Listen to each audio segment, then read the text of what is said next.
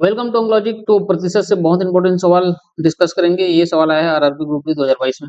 और सवाल क्या लिखा है, एक व्यक्ति की मासिक आय 50,000 है, वह इसका 25% कर पर, शेष का 30% घरेलू व्ययों पर और इसके पश्चात जो शेष आय है उसका 10% मनोरंजन पर खर्च करता है।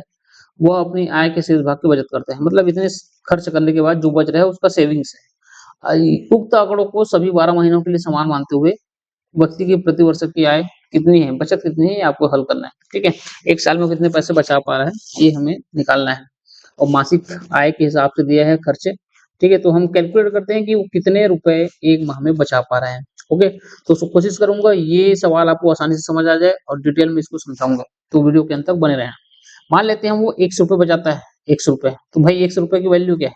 अगर 50 रुपए उसकी महीने की आय है, उसमें देखिए यहाँ पे 25% वो टैक्स दे रहे हैं, तो 25% दिया तो वैल्यू का 75% उसका बचेगा। 25% गया तो 75 बचेगा।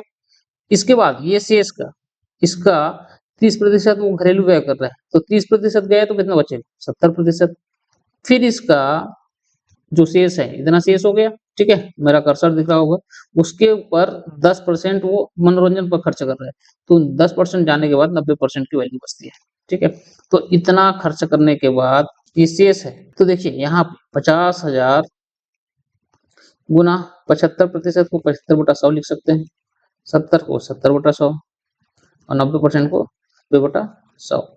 तो देखिए एक एक जीरो यहाँ से काट सकते हैं हम ऊपर नीचे, और क्या काटेंगे, 25 दिया 75 और 25 चौ 100, 2 जीरो इसके साथ और 2 जीरो यहाँ पे, 4 एकम 4 और 125 बार में जाएगा 500, क्योंकि 100 400 और 25 चौक 100 500। ठीक है, तो देखिए ऊपर में क्या बच रहा है, 125 गुना 3 गुना 7 गुना 9, तो ये 7 के 21 हो जाएगा।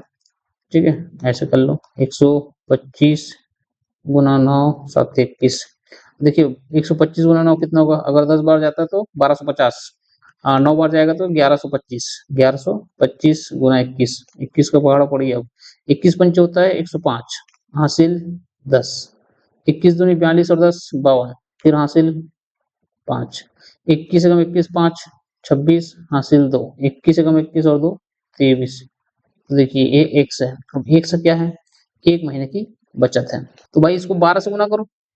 ठीक है, x गुना 12 तो कितना होगा, 23,625 गुना 12, 12 का भाड़ा फिर से पढ़ना है, 12 पंचे 60, 12 दूनी 24 और 6 30, फिर 3 जाएगा, 12 6 का 72, 3 75, 7 आगे जाएगा, 12 तिया 36 और 7 कितना होगा जी 43, 3 फिर 4 आगे जाएगा, 12 दूनी 24 और 4 28, कितना आ रहा है, देखिए 2,83,500, 2,83,500, ये ऑप्शन डी। ये भी दिख रहा है, गलती से मत लगाना। ठीक है, तो देखो यहाँ पे तुक्का कैसे लगाओगे, ये तो पूरा इन डिटेल आपको हल ही करना पड़ेगा, है ना। तुक्का लगाने के लायक रहता तो हम तुक्का से बता देते, और शॉर्ट भी डाला हूं मैं जिसमें आप केवल यूनिट डिजिट से आप उसको हल कर सकते थे, आपको कैलकुलेशन करने की जरूरत नहीं थी। आपको मिल जाएगा, चैनल में जाकर जरूर देखिए। और इस वीडियो से आपको कोई वैल्यू मिलता है तो प्लीज इस वीडियो को लाइक कर देना और साथ में इस चैनल को सब्सक्राइब कर लो, क्योंकि आपके एग्जाम के लिए आपके हेल्पफुल वीडियो मैं लाते रहूंगा। इस वीडियो को देखने के लिए थैंक यू।